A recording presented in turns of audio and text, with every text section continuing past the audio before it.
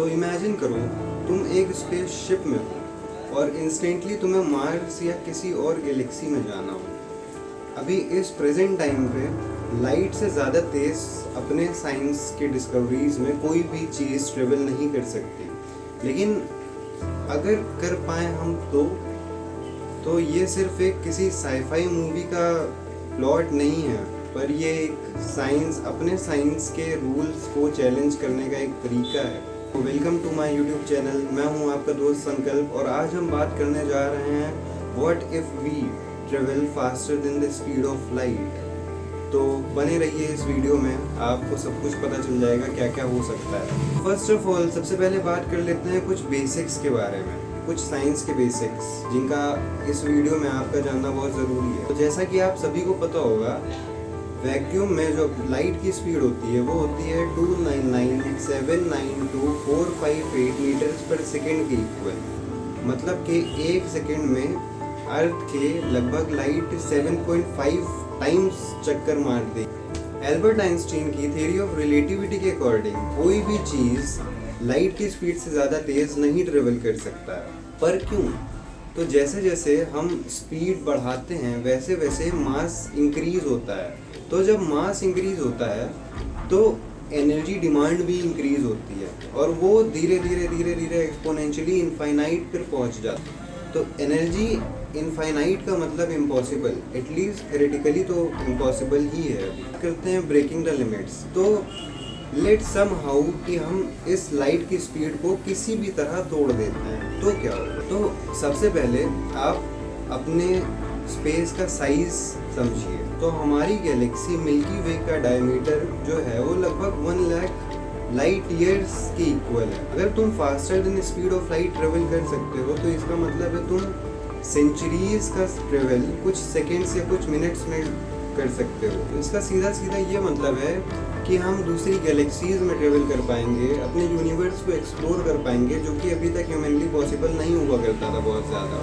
हम दूसरे प्लैनेट्स के जो स्पेशीज़ होंगे उनको स्टडी कर पाएंगे। हो सकता है दूसरे ह्यूमंस, दूसरे स्पेशीज़ के ह्यूमन हमको मिल सकें। तो बिल्कुल ऐसा समझ लीजिए आप जैसे कि हम लोग गूगल मैप्स पे स्ट्रीट व्यू करते हैं, बस वही in real time, in real life हो जाएगा हम लोगों के लिए। बस वो यूनिवर्स के लेवल पे होगा। कुछ माइंड बेंडिंग इफेक्ट्स के बारे में बात कर लेते हैं। तो यहाँ आता है सबसे इंटरेस्टिंग पार्ट, ट्रेवल। तो रिलेटिविटी के हिसाब से अगर तुम स्पीड ऑफ लाइट से तेज चले तो तुम टाइम स्पेस मैट्रिक्स को इस तरह से डिस्टॉर्ट कर पाओगे कि तुम टाइम में रिवर्स चलने लगोगे। मतलब तुम पास्ट में जा पाओगे या किसी न किसी का पास्ट देख सकते हो जिसका तुम्हें देखना हो। जैसे एक एग्जांपल लेट करते हैं कि लेट करो कि तुम स्पीड ऑफ लाइट से 10 लाइट ईयर्स दूर की डिस्टेंस ट्रेवल करते हो और फिर उसी स्पीड से तुम यहाँ अर्थ पर वापस आ जाते हो। तो तुमने जितना टाइम लिया होगा यहाँ से वहाँ तक जाने में और वहाँ से यहाँ तक आने में, जब तुम अर्थ पर वापस आओगे तो तुम ये चीज़ नोटिस करोगे कि तुम्हारे आसपास का टाइम तुमसे तेज चला है। मतलब तुम्हें लेट 5 साल लगे होंगे यहाँ से 10 लाइट ईयर्स जाने में एंड वापस आने में। तो अर्थ पे तुम्हें अप्रोक्स 60 प्लस 70 प्लस 80 प्लस कितना भी हो सकता है, I don't have exact calculation, कितना भी ईयर्स तुमसे फास्टर चला होगा अर्थ पे। तो मतलब समझ रहे हो, तुमने एक तरह से टाइम ट्रेवल कर लिया है। अब तुम सिर्फ अपनी ज़िंदगी के 5 साल लेके 70 ईयर्स फ्यूचर में आ चुके हो। और सिर्फ इसी टाइम ट्रेवल से शुरू होती है ग्रैंडफादर पैराडॉक्स की कहानी। तो हो सकता है आप लोगों को बहुत पता हो इसके बारे में। अगर नहीं पता है तो कमेंट कर दिएगा, मैं अगली वीडियो इस पर ही बना दूंगा। तो एक एग्जांपल ले लेते हैं कि आपने टाइम ट्रेवल करा और आप पास्ट में चले गए। ऐसा कोई नहीं करेगा, लेकिन फिर भी लेट करिए कि आपने अपने ग्रैंडफादर को मार दिया। अब जब आपने पास्ट में जाके अपने ग्रैंडफादर को मार दिया तो आप पैदा कैसे होंगे, आपके पापा कैसे आए होंगे, आप कैसे आएंगे? तो यही है ग्रैंडफादर पैराडॉक्स। अगर आपको चाहिए होगा तो कमेंट कर दीजिएगा, मैं वीडियो इस पर बना दूंगा। तो how could it be possible? अब सवाल है कैसे। तो साइंस के ही कुछ ऐसे आइडियाज हैं जो कहते हैं कि faster than speed of light for humans is impossible. पर कुछ तरीके हैं जिनसे हम ये चीज़ अचीव कर सकते हैं। जैसे स्पेस को ही मैनिपुलेट करते हैं अगर हमको, तो इनके कुछ एग्जाम्पल हैं। तो मैं आपको कुछ बता देता हूँ। तो पहला एग्जाम्पल है वॉर्म होल्स। तो जैसा कि हम लोगों ने वॉर्म होल का कॉन्सेप्ट देखा होगा इंटरस्टेलर मूवी में, वर्महोल एक ऐसा सेलेस्टियल ऑब्जेक्ट है स्पेस में जो स्पेस टाइम के 2 पॉइंट्स को कनेक्ट कर देता है, और वो एक शॉर्टकट है दोनों पॉइंट्स का। ऐसा बहुत लोगों ने एक्सप्लेन भी कर रखा है वर्महोल को। अगर आपको चाहिए तो कमेंट कर देगा, मैं वर्महोल पे भी वीडियो बना दूंगा।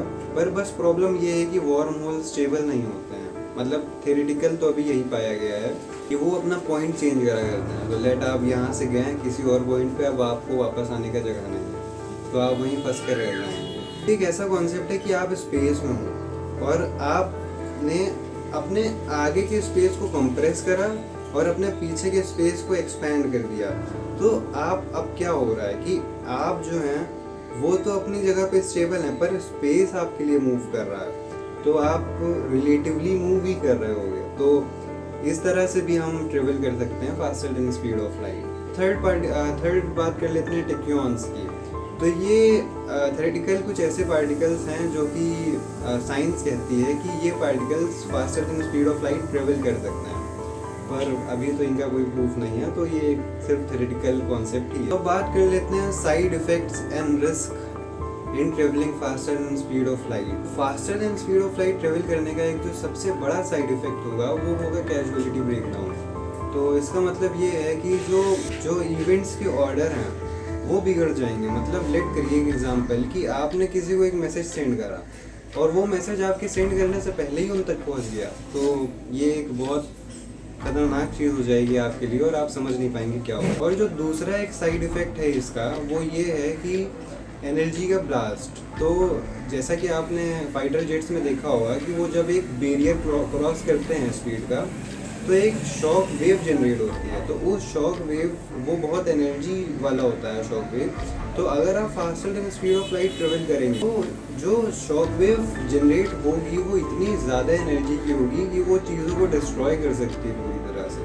तो ये भी एक बहुत बड़ा इशू है faster than speed of light travel करने का। Faster than speed of light travel करना एक की है जो हमारे यूनिवर्स को एक्सप्लोर करने का दरवाज़ा अपने लिए खोल सकती है। पर फिलहाल अभी अपने साइंस के पास ऐसी कोई भी की नहीं है, मतलब कोई भी ऐसी टेक्नोलॉजी नहीं है जो टाइम ट्रेवल या faster than speed of light हम लोगों को ट्रेवल करा सके।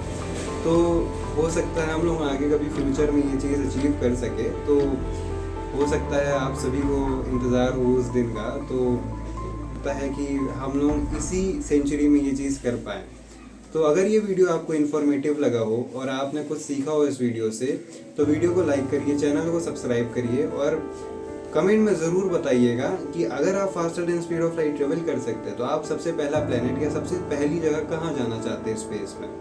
तो मिलता हूँ आपसे नेक्स्ट वीडियो में, तब तक के लिए keep watching and keep learning. Have a nice day.